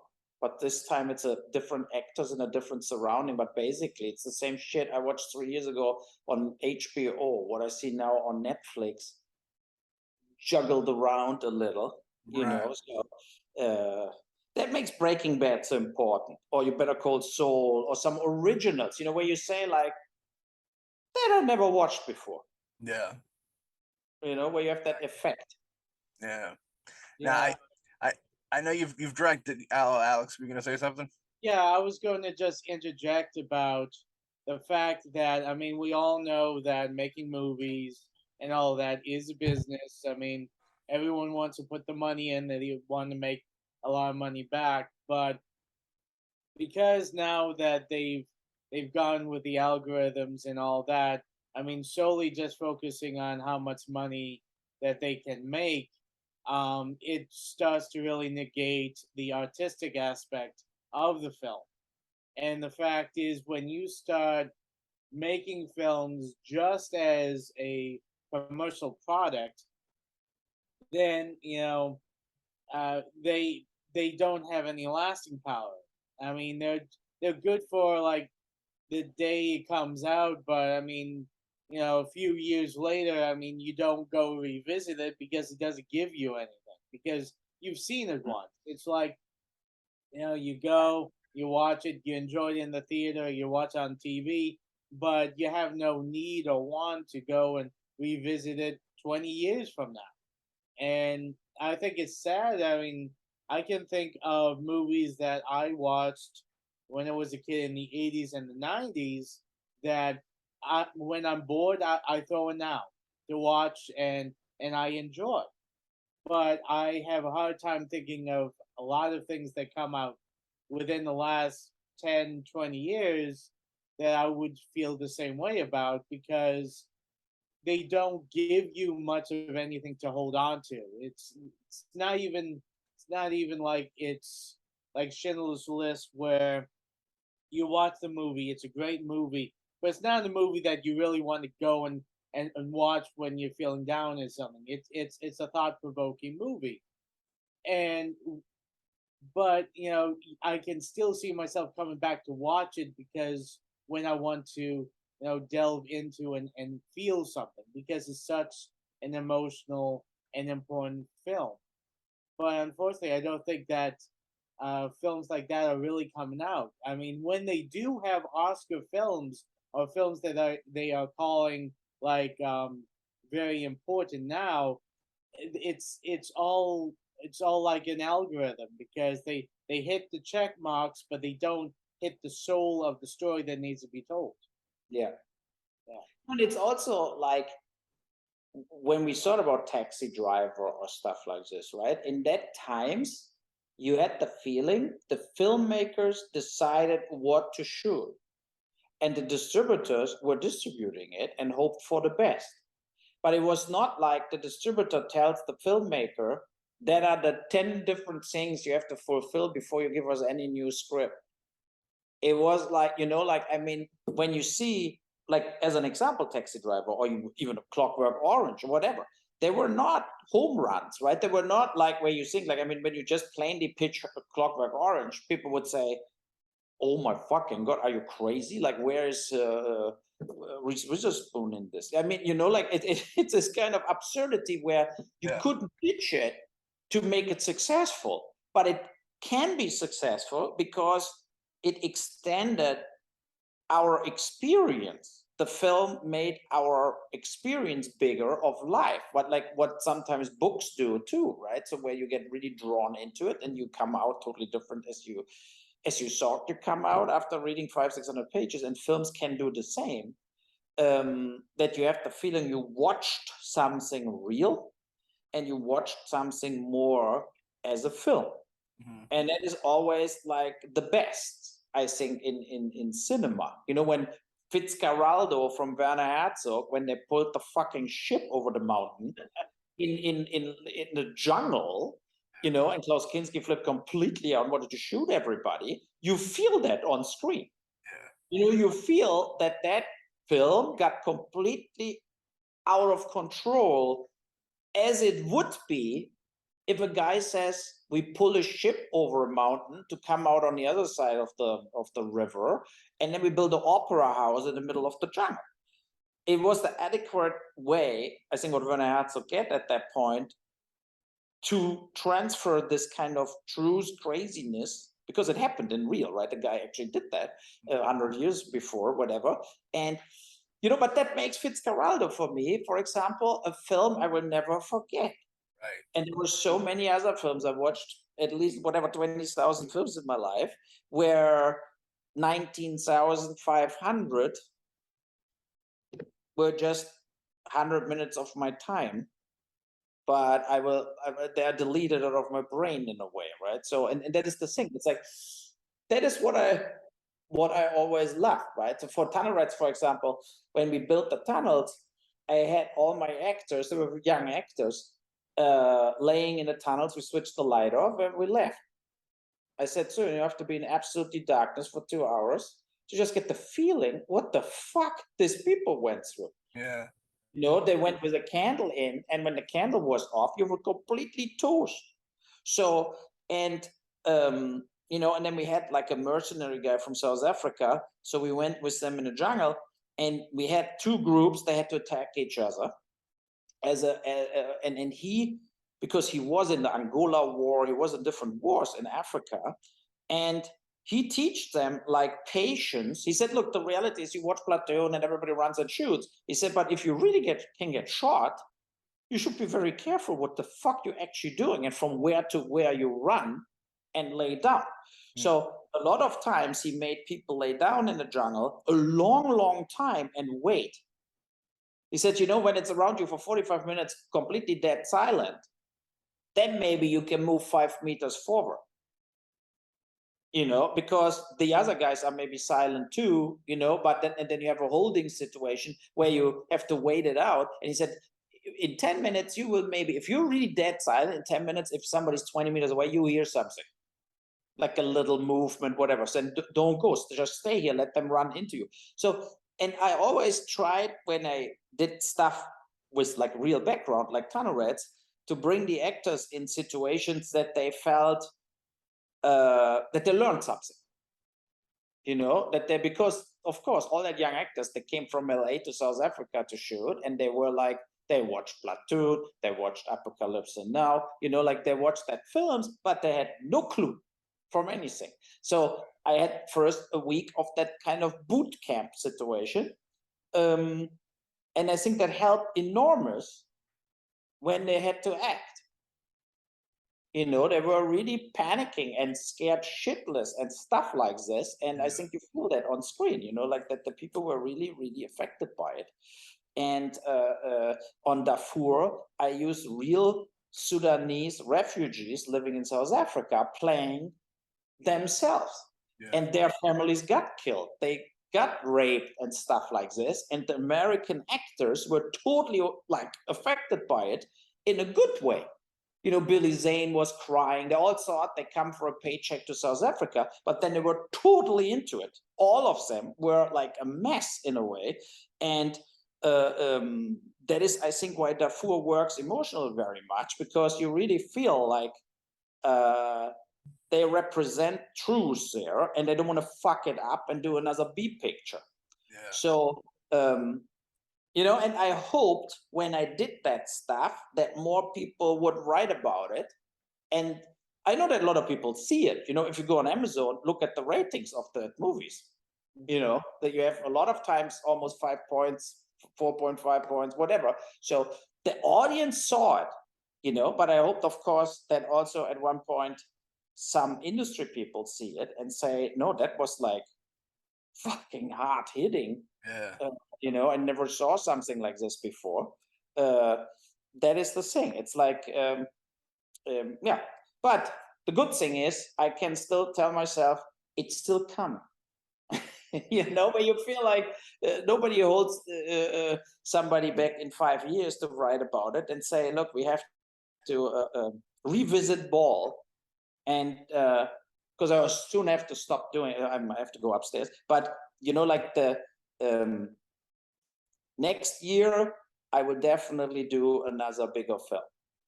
So That is my goal, basically. I'm working on it. The idea is also to shoot in South Africa. And I have a film I developed years ago, and now we wrote it down over to South Africa, basically, because in South Africa with Darfur and tunnel rats, you get a lot for your money, and you have good crews, amazing light, and you can do a lot, basically, you know, less unions and all that stuff. And it's basically 12 Hours is the name. And we have like, so it's a guy, he comes to South Africa, his mother's dead, for the funeral, and he lives in Cleveland and for years and years. He's a police officer, and he goes with his daughter and the wife. And at the funeral, he finds out the mother got shot and didn't die on cancer, how the father said. So he confronts the father and said, like, I mean, what the fuck? Who shot mom, right? And he said, oh, you know, you shouldn't came to the funeral. And he said, wait a second, you called, I should come to the funeral. And said, but you brought your family and whatever. So then they're coming back to the hotel, family's kidnapped. And his sister, his wife, the daughter kidnapped, and there's only a cell phone. And then he gets a desk, like a list. And he said, the guy said, I will kill your whole family if in the next 12 hours that 5 people don't die. And then it's a run against the time, basically. He has to, even if they're totally innocent, and he doesn't know why to kill them. And he tried to figure out why I have to kill them, but his father is involved. And like one of the guys he has to kill is his own father. And stuff like this, very hard film. Yeah. But I think if I make that right, in that it's something what is a real film, where people also at a Netflix or they have to say, look, we have to buy that film because that is really good. It's like different as what we would do, you know. And I'm in the process of getting a bigger actor doing it. So we're not doing it without a bigger actor. So there will be a bigger actor in it. But I think I can get a bigger actor on this. It's a strong part what people, I think, want to play. You know, it's like totally focused on one guy running through the night and completely losing his shit, you know. Yeah. So, and I would watch it. Yeah. You know, that is the thing. And for me, the biggest criteria is, would I watch that film? And I would say I watched that right away. Yeah. I know you got to beat feet in a little bit. I had a couple influential questions on you. Was Come and See, was that a big influence on Tunnel Rats? I felt like the bleakness level was right there. You know what I mean? Yeah. Yeah. Sure. I mean, it was one of the most influential war movies. Alan Klimov masterpiece. Yeah, really. I watched it. Absolutely. I watched it for the first time in the last 2 years. It was a movie I was told I should always watch it. It was hard to get. Criterion finally re-released it. And I watched that and was just blown away by the bleakness. And I mean, it really kind of captures the war deal, you know what I mean? And the roughness of it. Yeah. And also with the Rampage movies, which I love because they're all the anti-hero type deal. Man Bites Dog. You know, did that have a big influence on that? Okay, I felt that influence in there, so I just wanted to tip it in there. Yeah, it was the time, you know, the time when I did Run Amok in Germany was the time of Henry portrayal of a serial killer, Man Bites Dog. Yeah, right. So they were big, even if they were so almost X-rated films in a way, NC-17, right? So, but they were very influential for me, both of the films. Yeah. You know, I think you catch a lot of hate because when you did a lot of those video game movies, the fan base for video games is so rabid. You know, you talk about comic book fans and they get upset if you change something in a comic or whatever. I think that the video game fans are just as fucking vicious. What do you think about that? Totally. Yeah, for sure. Even worse, right? Yeah. So I mean, they're even worse. And I was in Seattle at a game convention one time. Went on stage, and there were like 800 people and booed. They flipped completely out. And then I told the convention people, I said, yeah, you know what? I mean, it's senseless. I'm not like yelling against the booing, whatever. And then I said, just forget it. Let's go. So I said, I was nice to meet you all. I'm leaving. And then I said, no, first you have to sign the DVDs, like we put up a table where the people could come and I signed their DVDs or whatever, and there were like 250 people. And I said, they all booed me, and now I should sign the DVD. So I signed the DVDs, but I started talking to them and said, like, so that is it. I have to sign House of the Dead or BloodRayne DVDs, and but I'm the biggest piece of shit on earth. So I mean, how are they all getting together? And most of the people know I'm a big fan. I didn't cry. I didn't yell. Right? I said, yeah, but you definitely didn't applaud it, because I said nobody was applauding at all. Right? So, and I said, look, that is the thing. I feel a little absurd now here, signing stuff after I got booed off the stage, instead of using a Q&A with me, asking me some questions. That was the idea. The audience could ask something, but you couldn't understand your own work, right? So it was completely senseless. So, you should have sounded shit. They're like, just fucked around with them. You know what I mean? I would be like, I don't know. And we always ask everybody one last question. We get a lot of filmmakers, you know, writers, authors, comedians, actors that watch the show. We like to ask, you know, for people going through maybe a tough time or a slump, you know, do you have any advice for people that might catch themselves in a rough time within their creative endeavor that might get them through? Yeah, I mean, it's really, I know this feeling, and I know, like a spiral case, you're going downhill as more you think about it. And what helped me always was to put my thoughts away from it for a while, you know, and just focus on the daily routines and stuff, and say to myself, look, there are like at least 10 million unfilmed scripts. So it's like not normal that a script gets turned into a film, for example. It's very unnormal and very rare.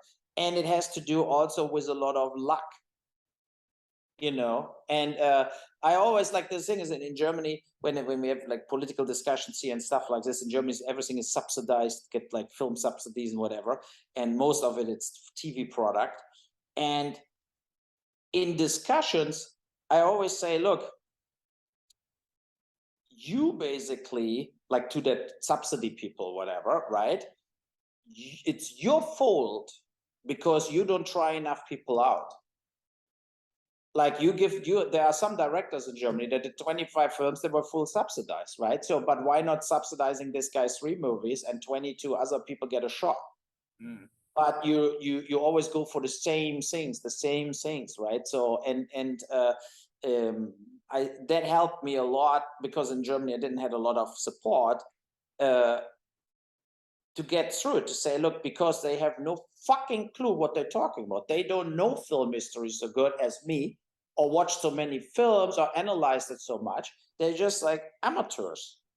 Because, you know, they stopped at Wim Wenders or whatever, you know, like German art house filmmakers, and they never appreciated genre.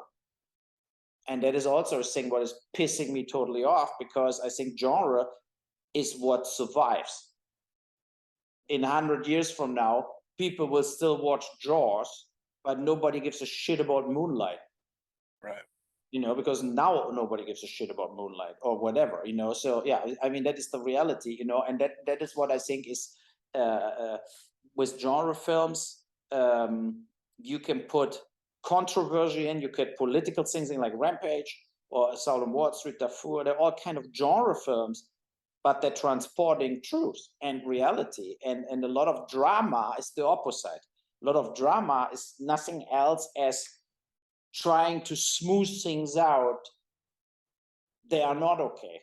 They are not solved, whatever, right? So, and I think that we face that more and more on the political landscape. I think that we actually fucking things up and don't repair them, you know, where we feel like we're making mistakes and nothing pulls it back or tries to reverse it and whatever, and we're running in an open knife, you know. So yeah, but I mean, I think that is a good advice, like to put the brain for a while away from it. I had a guy who emailed me years and years ago, and he wanted to make a film, various films. So, and then he finally did started a film, and then I never heard from him again. And then a year later, I was like chatting with some people, and I said, "What happened to that guy who did that? I think it was Bruno, was his name, whatever. I don't remember really the name." And I said, "What happened to him?" And he said, "Oh, you don't know that?" And I said, "What?" He said he jumped in a train. Halfway through the shoot, he did suicide and got like blown into 1,000 pieces running in a speed train. And that I don't forget, right? And that I felt when I was in discussions, when that subject matter came up, because it was then in the, at least on Facebook and everywhere, it was like posted, I said, don't take it serious. Never take it so serious. It's not worse to get unhappy, depressed, or end your life if you make a shitty film or you make no film or whatever. You know, don't take it so serious. Like stay, try to see everything with humor. Don't go in that spiral case down. I mean, that guy. If I could stop him, if he would email me more.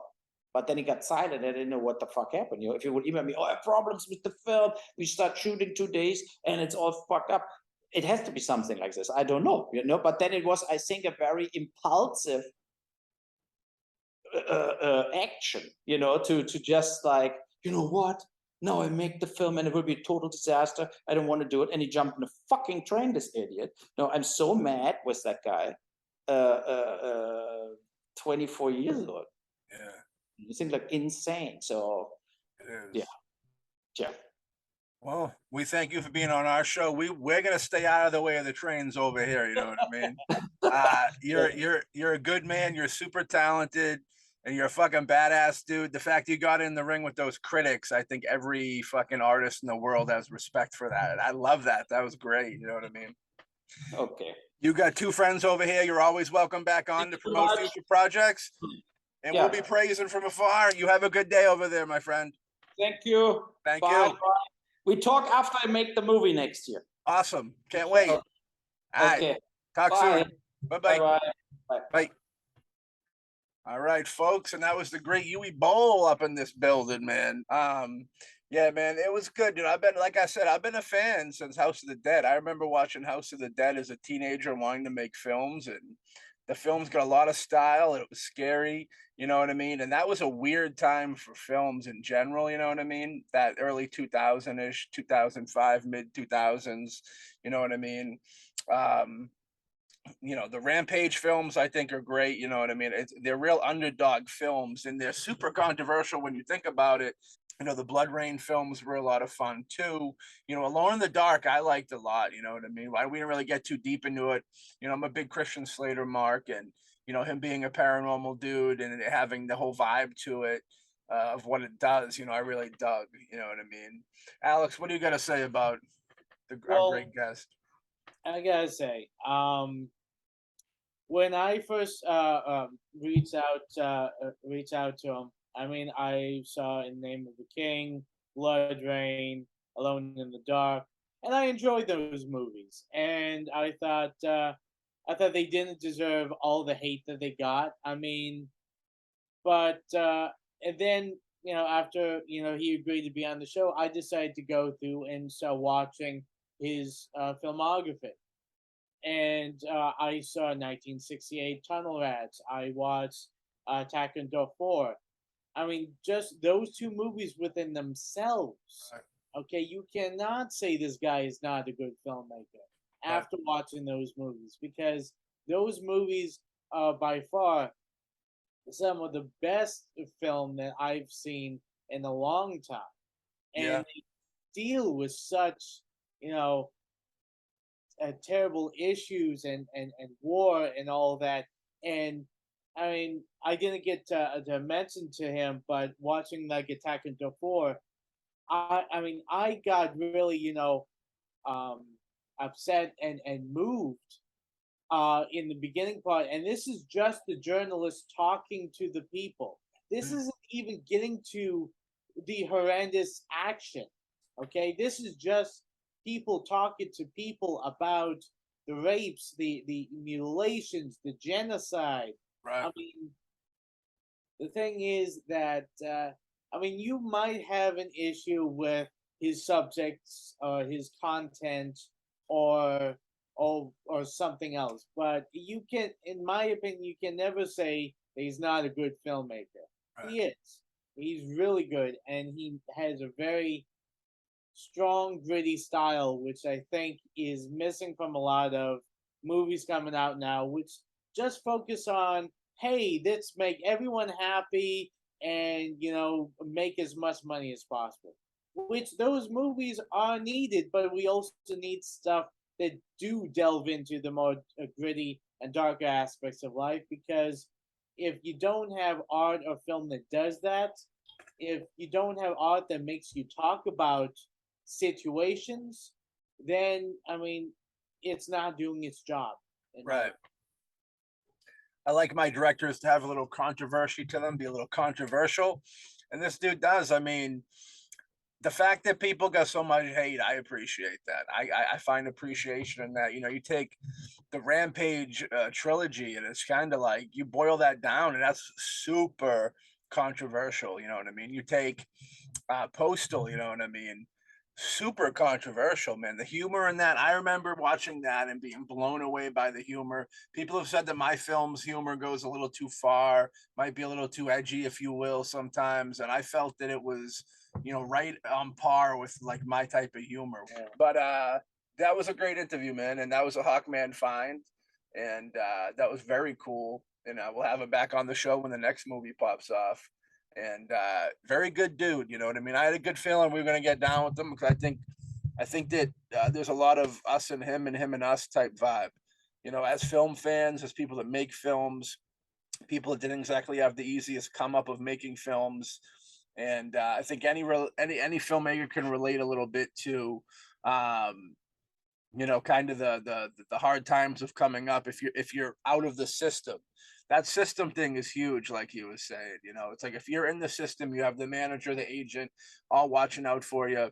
We've talked about it on the show before. It's like when those people kind of peel away, when you lose those people, that's when you see cancel culture come get you or something like that, because you did something fucked up in the past that they were kind of covering and then when they're gone, it's over. You know what I mean?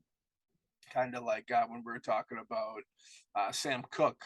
When Sam Cooke died in that hotel, the record labels, I don't think, killed him, but they did kind of leave him in a situation where he could get killed. Whereas opposed, if they liked him more, they would have, wanted him to be alive. But they didn't like him anymore because he started his own label and was signing other artists, and they didn't like that. You know what I mean? But Uwe Boll, man, go check out those films. If you've never seen them, go check them out for the first time. If you've seen them before, give them a rewatch, you know what I mean? Because they're good times. And the dude catches hate, and he shouldn't, but he catches no hate from your boys with the BoomBastiCAST. You know what I mean? So you want to close this thing out, baby? Yeah. All I have to say is welcome. And I'm so happy that you guys came and enjoyed the latest BoomBastiCAST. Woo! Peace. Peace. This is a very sad day for Germany and we have great empathy for everybody. Ein 43-jähriger Deutscher hat gestern Abend im hessischen Hanau in 2 Shisha-Bars 9 Menschen erschossen. Die tödlichen Schüsse in Hanau am gestrigen Abend mit insgesamt 11 Toten sorgen bundesweit für Bestürzung. Alle Opfer haben einen Migrationshintergrund. Es war ein Abend, wie man ihn sich schlimmer nicht vorstellen kann. Die Bundesanwaltschaft geht von einer zutiefst rassistischen Gesinnung des Mannes aus. German leaders are calling out the quote poison, that is hatred and racism, after a deadly terror attack in a town east of Frankfurt. At least 10 people were killed when a gunman went on a shooting rampage in Hanau. Ich weiß nicht, warum die Südländer und der Nahe Osten so sind, wie sie sind. Vielleicht liegt es am Klima. Vielleicht ist es da einfach so warm, dass man nichts machen muss. Die gehören hier nicht hin. Daher sagte ich, dass folgende Völker komplett vernichtet werden müssen: Marokko, Algerien, Tunesien, Libyen, Ägypten, Israel, Syrien, Jordanien, Libanon, die komplette saudische Halbinsel, die Türkei, Irak, Iran, Kasachstan, Turkmenistan, Usbekistan, Indien, Pakistan, Afghanistan, Bangladesch, Vietnam, Laos, Kambodscha bis hin zu den Philippinen. Der Fehler war, sie alle willkommen zu heißen. Man hätte die Grenzen zumachen müssen. Man hätte bewaffnete Polizisten, vielleicht sogar die Bundeswehr an die Grenze stellen sollen. Abschottung vor den Massen, die da kommen, immer mehr. Ich fahre durch die Stadt und ich sehe nur Kopftücher. All das Schusstraining. Sie dürfen die Akte nicht schließen. Das musst du verhindern.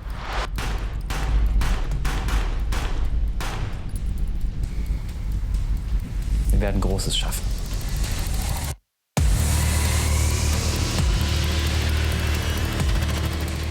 My personal message to all Americans. Your country is under control of invisible secret societies. They use unknown evil methods like mind control and hold up a modern system of slavery. If you don't believe the following, you better wake up quick. In your country exists so-called deep underground military bases. In some of them, they praise the devil himself. They abuse, torture, and kill little children. An unbelievable amount, and this already happens for a long time. Wake up.